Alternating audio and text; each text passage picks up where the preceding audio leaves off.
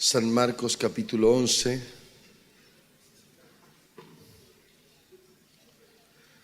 versículo 11 en adelante. Yo le voy a leer la Nueva Traducción Viviente que tengo aquí en mi mano. Si alguno tiene otra versión, me puede acompañar o puede oír. Dice así: Jesús llegó a Jerusalén y entró en el templo. Después de mirar todo detenidamente a su alrededor, salió porque ya era tarde. Preste atención, por favor. Dice, así Jesús llegó a Jerusalén. Preste atención. ¿Y entró en dónde? ¿En dónde entró? En el templo. Después de mirar todo detenidamente a su alrededor, salió porque ya era tarde.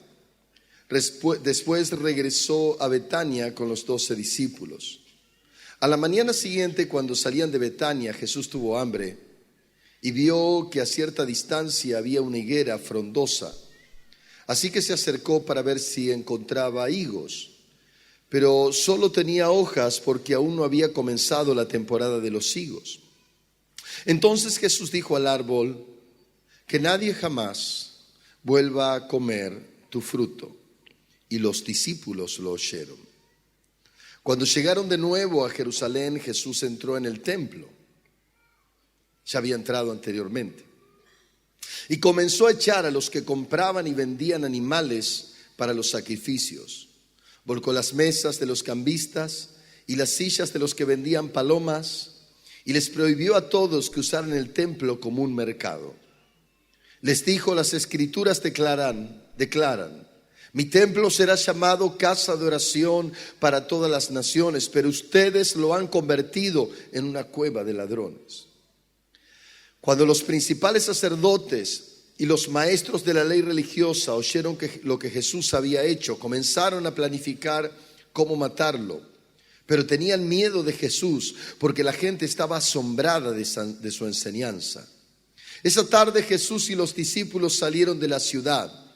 A la mañana siguiente, al pasar junto a la higuera que él había maldecido, los discípulos notaron que se había marchitado desde la raíz. Pedro recordó lo que Jesús había dicho al árbol el día anterior y exclamó: mira, maestro, la higuera que maldijiste se marchitó y murió. Entonces Jesús dijo a los discípulos: tengan fe en Dios. Les digo la verdad, ustedes pueden decir a esta montaña: levántate y échate al mar, y sucederá. Le estaba dando una palabra firme, segura. ¿Cuántos discípulos de Jesús hay aquí? Levanten la mano. Él dice a sus discípulos: ustedes pueden decir, tengan fe en Dios. Les digo la verdad, ustedes pueden decir a cualquier montaña: levántate y échate al mar, y sucederá. No les dio la más mínima opción a la duda. Sigue diciendo: pero deben creer de verdad que ocurrirá. Una premisa sobre esto. Y no tener ninguna duda en el corazón. Les digo, ustedes pueden orar por cualquier cosa y si creen que la han recibido, será suya. Cuando estén orando, primero perdonen a todo aquel contra quien guarden rencor, para que su Padre que está en el cielo también les perdone a ustedes. Y dice Reina Valera: pero si ustedes se niegan a perdonar, su Padre que está en el cielo no les perdonará sus pecados. Es interesante, antes de ir a la historia, porque quiero meterme un poquito en la historia, que aquí Jesús está hablando de una clave importante. Primero dijo lo necesario de creer, segundo lo importante de no dudar y tercero lo importante de perdonar. Cuando una persona no perdona, esa persona tiene un bloqueo en su vida espiritual. La persona está bloqueada en todas las respuestas a la oración que esa persona quiera elevar. Es importante entender lo del perdón. Si bien no es parte de la prédica, no quiero enfocarme demasiado, pero sí quiero dejárselo en claro, porque es importante saber que la falta de perdonar a los seres humanos y a la gente impide que su oración sea respondida. Entonces tenemos que tener un corazón ordenado y un corazón perdonador. Si usted no perdona, su oración está bloqueada. Usted tiene que aprender a perdonar. Usted dice, pastor, pero ¿cómo puedo darme cuenta si yo he perdonado? Sencillamente, si usted tiene un enojo contra alguien, no lo ha perdonado. Si usted está aquí y sabe que usted está desagradado con alguien, su oración ya tiene un bloqueo. Entonces usted tiene que sacar el bloqueo de la oración para que la oración sea contestada. Si usted no perdona, su Padre que está en los cielos no lo perdona. Y si usted no es perdonado, su oración no es contestada. Quiero que lo entienda. Es necesario perdonar para que nuestra oración sea contestada. Segundo, no hay que dudar, hay que creer. El que suelta la palabra tiene que creerlo. Tiene que afirmarse en esa palabra y Dios va a responder. Amén. ¿Cuántos dicen amén? Decirle que está a tu lado, Dios va a hacer. Ahora nos cuenta esta palabra algo que me parece interesante. El versículo 11 nos dice claramente que Jesús llegó a Jerusalén y entró en el templo después de mirar todo detenidamente a su alrededor. Salió porque ya era tarde, ya había pasado por el templo. Después regresó a Betania con los 12 discípulos. Betania era una ciudad tal vez medianamente sencilla. Hoy en día, estaba leyendo, es una ciudad empobrecida, es una ciudad que se encuentra con casas semidestruidas en algunos lados. Esto decía el relato. Betania queda camino a Jericó. Y allí en ese momento, cuando Jesús salía de Jerusalén, fue para Betania y se encontró con una higuera y fue allí para buscar fruto. Cuando fue a buscar fruto, se dio cuenta que estaba llena de hojas, pero no tenía ningún fruto. En ese momento Jesús dio una palabra fuerte: nunca jamás nazca fruto de ti. Los discípulos se fueron y allí fue que luego entraron al templo y Jesús hizo todo lo que hizo. La verdad es que cuando me meto en esta historia entro en un pequeño conflicto personal, no tanto en mí, sino que lo entré años atrás, y que tal vez lo que voy a reflejarle pueda también señalar algún conflicto que algunos tengamos. Porque Jesús pasa por una higuera y alguien podría decir inocente, en una temporada en la cual no tenía que tener frutos. Jesús va a buscar frutos. Y cuando va a buscar frutos, la higuera, por ende, no tiene. Y Jesús dice, nunca jamás nazca fruto de ti. En ese momento yo pienso, digo, Señor, quiero enfrentarme ante la higuera como un defensor. Voy a ser un abogado defensor de la higuera, Señor, pero quiero preguntarte, ¿por qué, Señor, maldijiste la higuera? Y así me paro delante de la higuera y empiezo a escuchar la voz de Dios que me empieza a decir, quiero preguntarte algo a vos que estás acá, me dice. Bueno, sí, Señor, decime. Y me dice, ¿con qué hacen las cosas de madera que están en la iglesia? Y le digo, Señor, con madera. Y bien, pero ¿de dónde la sacan? De un árbol. Es decir, que ustedes tienen derecho a cortar un árbol, me dice, y hacer bienes personales de su árbol. Y es siendo que yo soy el creador, el que diseñé el árbol, el que le dio forma. Y ustedes pueden hacer lo que quieren matando una planta. Y yo no puedo matar una planta. Aunque sea para una enseñanza que todavía no la comprendes. Entonces le dije, Señor, me parece que tenés razón, porque nosotros hemos roto más árboles, hemos matado más árboles que lo que tú hiciste con tan solo una higuera. Perdóname por juzgarte, estoy queriendo sacar la paja siendo que yo tengo una terrible viga. Entonces, bueno, en esta primera la ganaste, Señor. Ahora, quiero que me digas por qué entonces lo de la higuera, por qué se secó la higuera. Y allí comienzo a entender y a comprender y a escuchar algo que el Señor quería hacer. Es interesante que antes de llegar a ver la higuera y a maldecirla, el Señor pasa por el templo de Jerusalén. Me imagino que en el momento que el Señor entró al templo de Jerusalén, vio todo el templo, vio las mesas de los cambistas. Los cambistas eran personas que venían y recibían al extranjero. Cuando había una fiesta nacional y era tiempo de sacrificios, de ofrendas a Dios de animales, venían los extranjeros y traían los animalitos, corderos y otros animales más, y los presentaban a los cambistas con la moneda del país donde venían. Entonces le decía, venimos a ofrecer el sacrificio. Algunos venían sin animales. Supongamos el que venía sin animal. Venimos a comprar un animal para el sacrificio. Entonces le decía el cambista, bueno, pero con esa moneda no pueden comprar. Esto le decía el que tenía los animales, porque tenían animales ahí en algún lugar. No puede comprar con esa moneda extranjera. Vaya y cámbiala al cambista. El cambista lo recibía y le hacía un cambio de moneda y se quedaba con una gran cantidad de dinero y le daba el porcentaje. Seguramente el extranjero decía que era judío, le decía, usted me está estafando. Ah, lo siento, acá las reglas son así. Entonces recibía el dinero y iba a comprar la oveja. Ahora, ¿qué sucedía con las ovejas o corderos y demás cuando entraban? Algunos campesinos buscaban el mejor cordero para ofrecerle a Dios. Entonces venían con su corderito sano, perfecto, para ofrecerle a Dios. Y lo querían entrar al templo para entregárselo al sacerdote, para que el sacerdote lo sacrificara para Dios. Hay gente que me dijo, ¿pero qué? ¿Sacrificaban animales para Dios? Y ahora le vuelvo a decir lo mismo que me dijo Dios. Y usted que se comió un buen asado y carne en el guiso y lo que sea, y se queja porque sacrifica un animal para Dios en aquel tiempo. Si nosotros podemos matar cuantas vacas se nos antoje, y Dios no puede decir, bueno, esto es para mí, lo dejamos ahí. Pero traían el cordero, y cuando traían los que tenían la entrada decían, no, con ese cordero no puede. Y el que lo traía le digo, pero está perfecto, no tiene ningún problema. No, con ese cordero no puede. Vaya aquel que tiene los corderos allá y cámbielo. Entonces iban con ese cordero perfecto y se lo presentaban el que tenía todos los corderos y le decía, me dijeron que nos sirve, ¿lo puedo observar? Ah, no, sí, nosotros tenemos estos que son los preferidos. Pero va a tener que pagar tanta plata para que se lo cambiemos. Y él decía, pero ese está flaco, es rengo, le falta un pedazo de oreja, y usted quiere que por este que... Así son las reglas. Y así era lo que Jesús veía, cómo comerciaban con todo lo que estaban haciendo. Cuando Jesús vio todo eso, en ese momento que entró, él luego marcha y así comienza la historia de maldecir la higuera.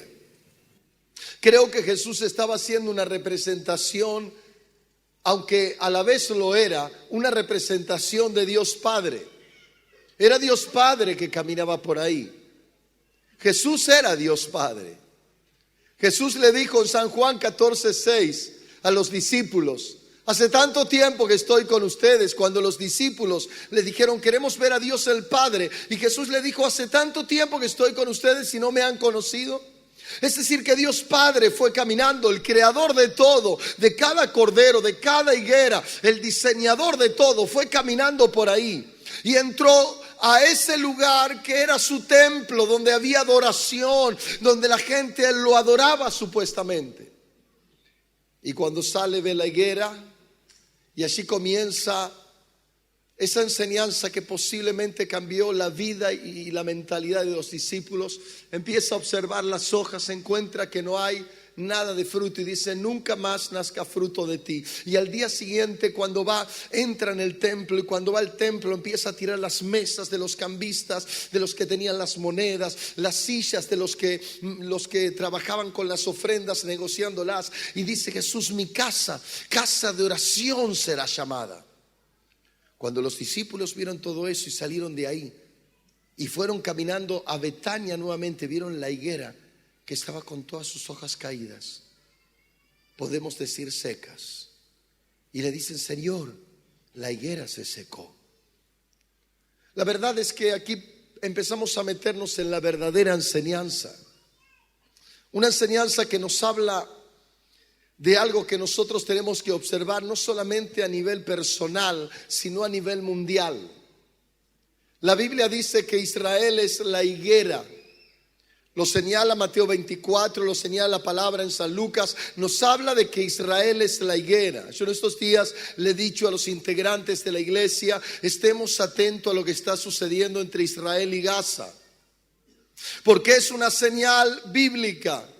Mateo 24 dice que en los últimos tiempos Israel iba a ser la punta de la mecha que iba a encender lo que es conocido como el Armagedón o Tercera Guerra Mundial. La Biblia enseña que las naciones árabes se iban a levantar para destruir a Israel. En la guerra de los 6 días pasó algo parecido en aquel tiempo, pero Dios de manera sobrenatural defendió a Israel en 6 días. Cuando los árabes iban a destruir a Israel, cosas sobrenaturales acompañaron a Israel, de tal manera que Israel terminó ganando la guerra. Nadie lo podía creer. Una guerra de 6 días, piénselo. La batalla de Gaza ya se va cerca de un mes o más, pero en 6 días se levantó una guerra donde los países árabes quisieron destruir a Israel y no pudieron. Usted dirá, ¿por qué? Porque Israel es la higuera de Dios. Israel es la señal que Dios usa.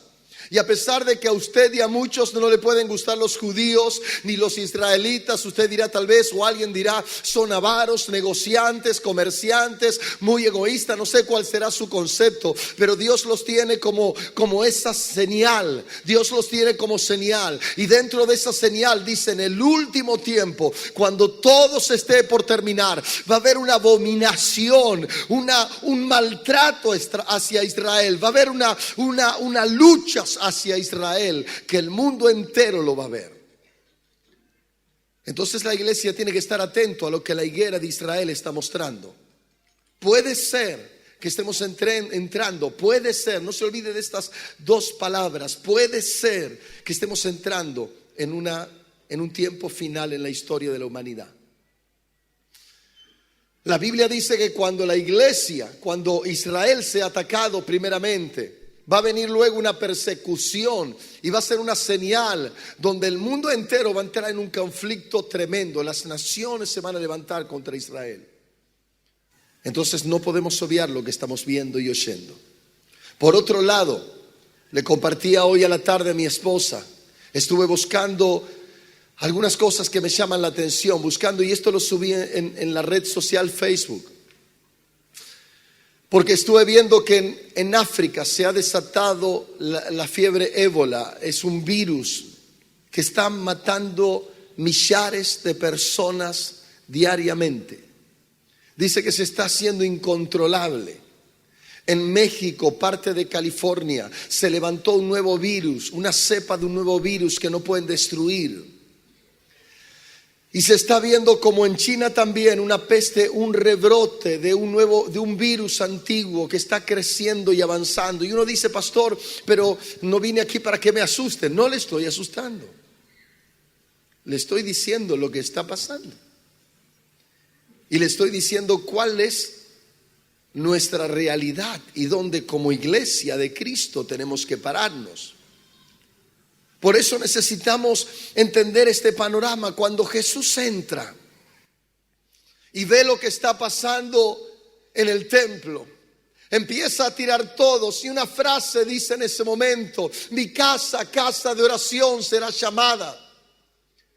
Jesús venía a buscar fruto en el templo, venía a buscar fruto en esas personas. Pero se encontró que lo que tenía que ser la luz, lo que tenía que ser el ejemplo, lo que tenía que ser la lámpara, estaba pervertido. Cuando una lámpara no da buena luz es por 2 causas. Por un lado, porque no tiene buena energía, buen combustible. Y por otro lado, porque está sucia. Una lámpara sucia no ilumina bien. Y ahí es donde el Señor comienza a darle una enseñanza en 2 niveles.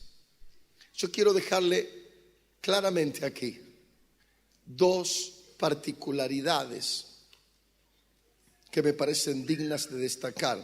Primeramente, lo que no son frutos y esta gente tenía. Primero tenían un templo, tenían imagen. La Biblia dice que nosotros somos templo del Espíritu Santo. Somos el templo. De alguna manera somos como esa higuera. Podemos tener una imagen, podemos estar aquí como imagen. Somos la imagen. Este templo estaba ahí, pero no tenía frutos. En segundo lugar, allí había solo intereses personales. Usaban lo religioso para placeres personales, para intereses propios. Estaban en aquel lugar Cuando Jesús vio que todo se había pervertido, Jesús empieza a tirar todo, porque los intereses, lo que no era fruto estaba ahí. La gente contenta, los inocentes venían a ofrecer el sacrificio, pero la realidad es que este grupo de personas que estaba ahí no estaba bien. Y creo que es importante para nosotros. Lo dije en la noche de anoche, cuando yo llegué a la iglesia por primera vez, no vine con el fin de encontrar una nueva religión. No me interesan las nuevas religiones, tenemos que encontrar a Dios. Vine a ese lugar porque necesitaba de Dios. Me convertí a Cristo porque conocí a Dios. Y usted dirá, ¿por qué siguió siendo como fue? Un predicador, un comprometido, un joven que iba a las calles y dedicaba horas. Porque era lógico, había encontrado a Dios. Si fui a buscar a Dios y lo encontré, actué como alguien que lo encontró. Tomé compromiso, actué, trabajé, me moví y lo sigo haciendo porque lo encontré. No es una religión más que demanda, vengo a ofrecer el sacrificio, mi ofrenda, mi diezmo o lo que fuese. Es la vida, es el creador. No estoy proclamando una nueva religión. Estoy hablando del dueño de las higueras. Estoy hablando de aquel que creó los cielos y la tierra, y aquel que algún día en breve tiempo vendrá a hablar y a pedir cuenta a cada ser humano de todo lo que le ha entregado y de todo lo que le ha dado. Él volverá por su iglesia y vendrá a poner justicia en un mundo que se está escapando, y a su nombre. Por eso es tiempo de que la iglesia despierte. Ahora, dos cosas importantes en un mundo en crisis. ¿Qué era lo que eran frutos? Dice que cuando llegó comenzó a limpiar el templo y empezó a derribar todo lo que estaba mal. Y dijo allí la famosa frase: mi casa, casa de oración será llamada. Dos particularidades que quiero señalar en este día que marcaron ese momento. La primera, él limpió la casa. La casa tiene que estar limpia. Cuando la casa está sucia, él está enfadado con esa casa. Él dice: cualquiera que destruyera el templo de Dios, yo lo destruiré a él. Por eso los hijos de Dios tienen que guardar el templo. Debemos entender que ciertas cosas no nos edifican, ciertas cosas no aportan, ciertas cosas no ayudan. Cuando hablamos de consagración a los jóvenes, hablamos de santidad, hablamos de integridad. Cuando hablamos a los matrimonios, de tener una familia pura, un corazón limpio, de aprender a amarse, perdonarse, llevar una familia, estamos hablando justamente de llevar una vida de pureza.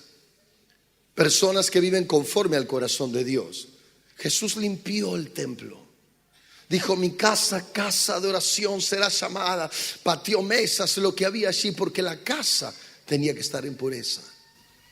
Es triste ver que en estos tiempos, y quiero que usted abra los ojos, y no sé si voy a meterme demasiado en esto, pero sí por lo menos se lo voy a decir en parte. Vivimos en medio de una sociedad de la cual tenemos que tener cuidado. Jesús en Mateo capítulo 24, verso 6, si no mal recuerdo, dijo: mirad que no seáis engañados. Una particularidad de la iglesia del tiempo final era el engaño. Timoteo dice: habrá hombres engañadores. Y la iglesia tiene que aprender a vivir una vida conectada con Dios. La segunda verdad después de la santidad se llama intimidad. El Señor le dijo: mi casa, casa de oración será llamada. Mi casa será una casa de intimidad. Y cuando estoy hablando de casa, no hablo solo de templo. Estoy hablando de tu vida, de tu persona, de alguien que debe intimar con Dios, alguien que sabe oírlo, alguien que sabe hablar con Él y charlar, alguien que lo escucha. Porque Dios no es sordo, no es inválido. Es un Dios que está decidido a responder tu oración. Para Él no hay enfermedad ni problema. ¿Sabe cuál es el gran problema en el cual muchos de nosotros vivimos atados a los miedos? Porque no lo oímos. Los temores nos gobiernan. Los diagnósticos nos atormentan. Lo que dice la sociedad nos subyuga, nos esclaviza. Pero cuando un creyente empieza a oír la voz de Dios, se van los miedos, se van los celos, viene la seguridad, viene la fuerza sobrenatural que lo inunda y se transforma en una persona conforme al corazón de Dios. Yo quiero ir cerrando de esta manera. Creo que en estos meses y años que vienen, lo podría haber dicho hace años atrás y hoy podríamos afirmarlo. Pero dice la Biblia que la maldad se va a multiplicar cada día más. Que va a ser como los días de Sodoma y Gomorra. Me llama la atención en referencia a los días de Sodoma y Gomorra. Y quiero que me escuchen. Escúcheme un minuto, por favor. Porque yo le pregunté mucho tiempo a Dios y le dije, ¿por qué en los días de Sodoma y Gomorra siempre hubo homosexualidad? Los sodomitas, bíblicamente se habla de la homosexualidad. Y yo le dije, Dios, siempre hubo homosexualidad. ¿A qué te referís con como los tiempos de Sodoma y Gomorra? Y me dijo dos cosas. La primera, la sodomía se va a multiplicar cada vez más. Es como que los valores morales van a pasar a ser no respetados. Van a hacer natural lo que no es lo que no era natural. Van a ser común lo que no era común. Eso es lo que era Sodoma y Gomorra, me dice. Bien, ¿y cuál es la segunda, Dios?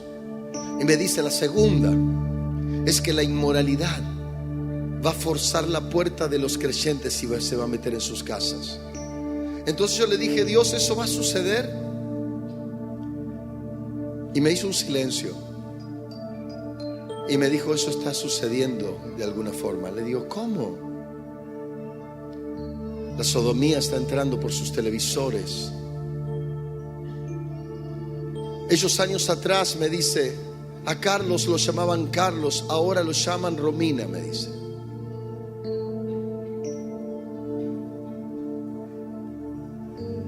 Es decir, aquel que en algún tiempo era hombre, le cambiaron el nombre porque alguien le cambió un papelito que decía otro nombre. Bien o mal, usted tómelo como quiera. Tal vez alguien dirá que, pastor, yo estoy de acuerdo con la homosexualidad. Bueno, yo simplemente le estoy diciendo los cambios que han sucedido. Analícelo. Y Jesús dijo que en los tiempos finales iba a haber señales como las señales de Sodoma y Gomorra.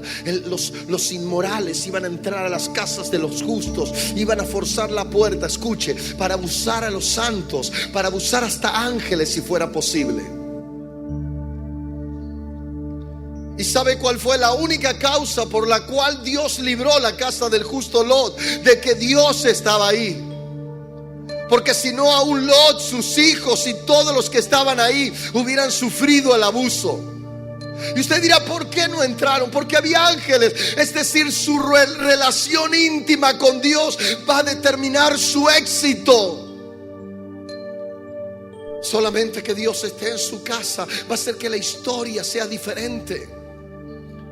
Solamente los que estén ungidos, los que tengan el aceite del Espíritu Santo, los que iluminen con el poder de Dios, van a ver milagros, maravillas. Y como dice el Salmo 91, van a caer 1000 a un lado y 10,000 a otro, pero a ti no llegará. No importa la peste que se desate.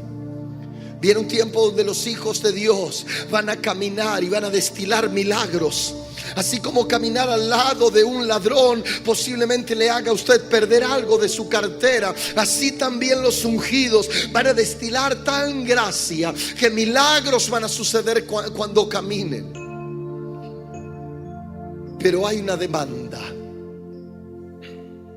Acompáñeme conmigo al libro de Apocalipsis. Apocalipsis capítulo 22. Y dice aquí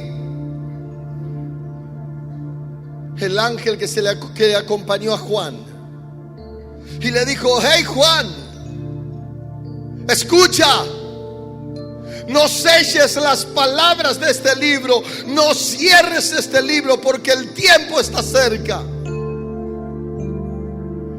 Quiero decirte algo, Juan.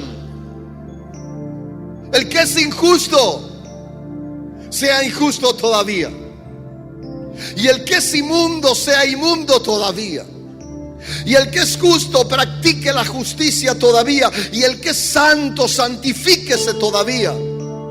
Y dice algo más: he aquí, yo vengo pronto, y mi galardón, mi premio, conmigo, para recompensar a cada uno según su obra.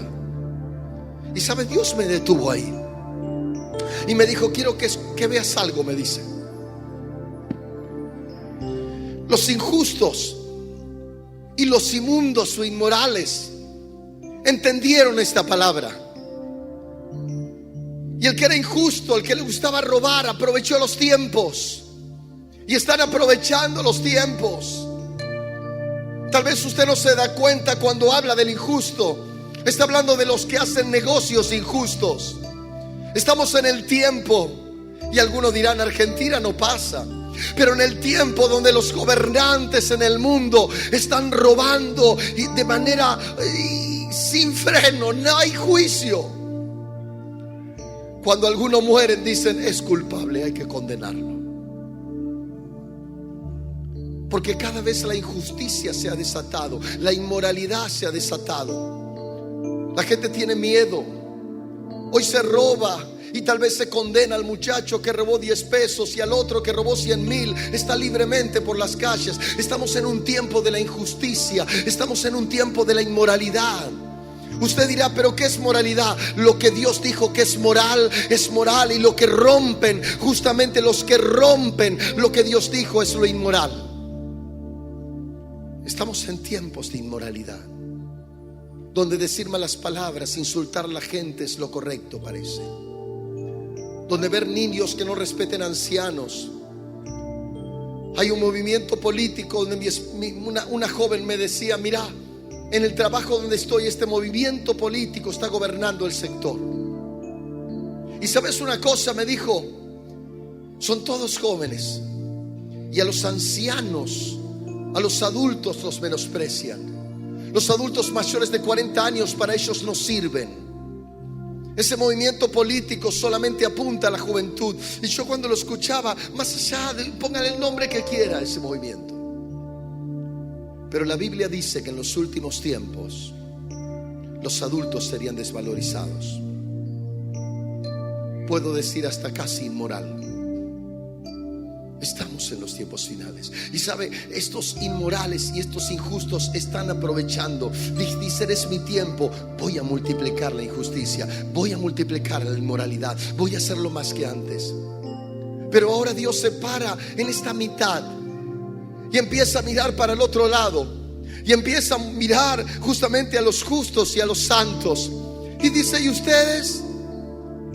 ¿Y ustedes? Como diciendo: iglesia, yo no veo que están multiplicando la justicia. Iglesia, yo no veo que están multiplicando la santidad. El predicador del viernes dijo: dedicamos más tiempo a nuestro Facebook, a nuestra computadora, a nuestra televisión que a Dios. Y Dios del cielo dice: que te pague Facebook, que te bendiga Facebook. Necesitamos una iglesia que empiece a santificarse. En el tiempo final, cuando llegue el fin, cuando estemos a las puertas del fin, esa iglesia va a tener tal poder que aunque el mundo caiga en enfermedades y maldiciones, la iglesia va a caminar y los enfermos se van a sanar y los muertos van a resucitar, porque Dios va a estar con la iglesia. Pero escúcheme, muchos son los llamados, pero pocos serán los escogidos.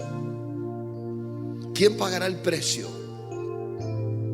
¿Quién será aquel que diga: Señor, yo quiero ser de esos justos, de esos que todo lo inmoral lo sacan de su vida, los que derriban las mesas de los cambistas, los que saben devolver el dinero prestado?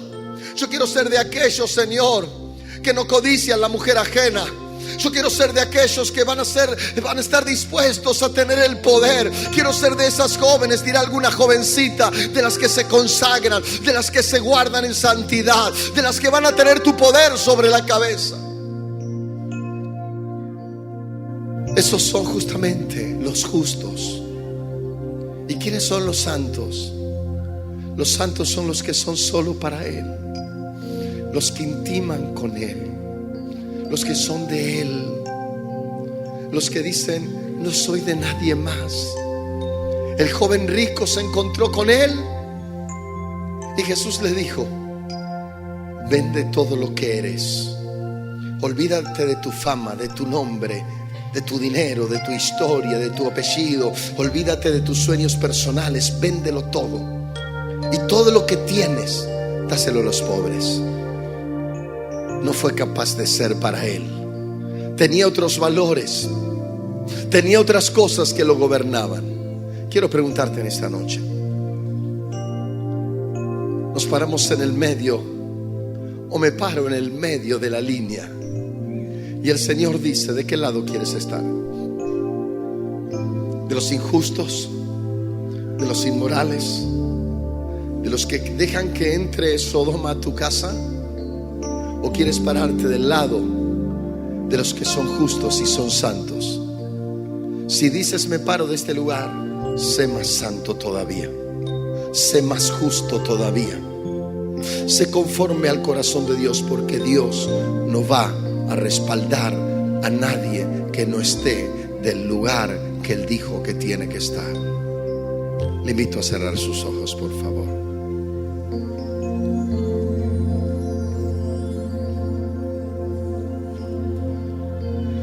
Quiero invitarle por unos minutitos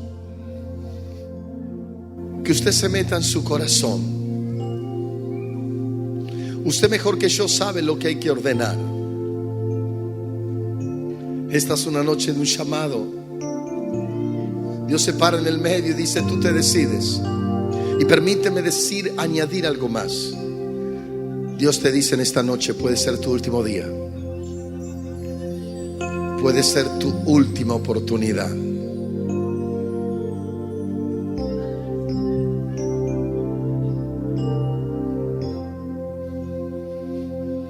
Hay mujeres que tienen que perdonar a sus maridos. Basta, basta, dice el Señor. No te acepto más un reproche. Hay hombres que tienen que cambiar su forma de hablar, su conducta. Hay jóvenes que tienen que renunciar a pecados. ¿Sabe lo que me dijo el Señor días atrás? Si no se arrepienten, no hay perdón. Si no piden perdón por lo que han hecho, mi gracia no está con ellos. Necesitan arrepentirse. Necesitan reconocer que están en deuda. Necesitan reconocer que me necesitan.